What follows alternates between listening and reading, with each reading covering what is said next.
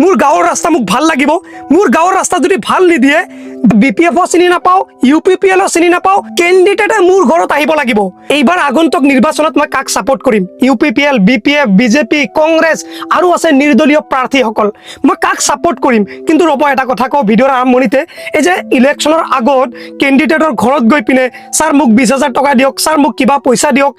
এই 10-20-30,000 টকাত বিক্ৰী হোৱা ল'ৰা কিন্তু মই নহয় প্ৰথমতে কৈছো আৰু এটা দল আছে বয়লাৰ দল মানে ইলেকশ্যনৰ আগত যদি এটাকে বয়লাৰ কিনি দিয়ে ন সি পাগল হৈ যায় এনেকুৱা লাগে যে ইলেকশ্যনৰ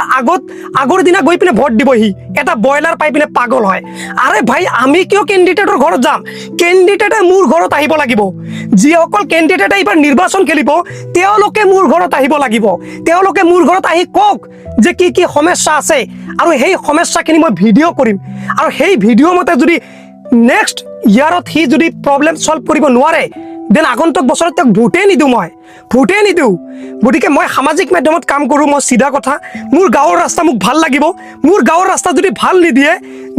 যি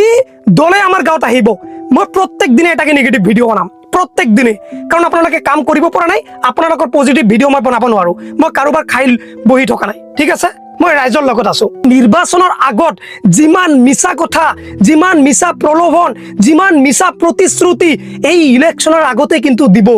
আৰু সেই মিছা প্ৰতিশ্ৰুতি মিছা প্ৰলোভন চাই পিনে মানুহে পাগল হয় এই সময়ত ক'ব আপোনাৰ কি সমস্যা আছে যিসকলে আৰু কেণ্ডিডেট আছে ন তেওঁলোকে আপোনাৰ ঘৰে ঘৰে যাব ঘৰে ঘৰে গৈ পিনে আপোনাৰ লগত পাৰে যদি ভাত খাব বহি পিনে আৰু ক'ব যে আপোনাৰ কি সমস্যা আছে এনেকুৱা লাগে যেন গোটেই বছৰ সেই কেণ্ডিডেটে আপোনাক চলাব নচলাই ভাই আজি আপুনি জিকাই দিয়ক ভোট দি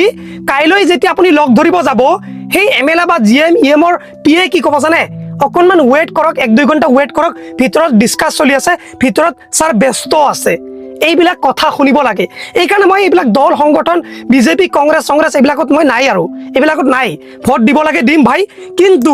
এইবাৰ আগন্তুক নিৰ্বাচনত মই অকণমান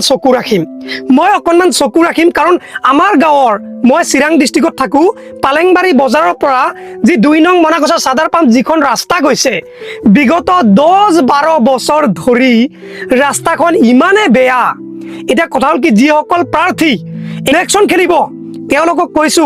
যে আপোনালোকে কিন্তু কেম্পেইন কৰিবৰ কাৰণে মিটিং কৰিবৰ কাৰণে প্ৰতিখন গাঁৱতে আপুনি সোমাব আৰু প্ৰথম প্ৰশ্ন মই কৰিম আমাৰ গাঁৱত যেতিয়া সোমাব তেতিয়া মই as a freedom Indian citizenship হৈ মই কিন্তু জবাবদেহি কৰিম ইয়াতে মই বিপিএফও চিনি নাপাওঁ ইউপিপিএলও চিনি নাপাওঁ নিৰ্দলীয় চিনি নাপাওঁ মই কাকো চিনি নাপাওঁ ভাই আপুনি প্ৰাৰ্থী হৈ পিনে আমাৰ গাঁৱত আহিছে প্ৰথম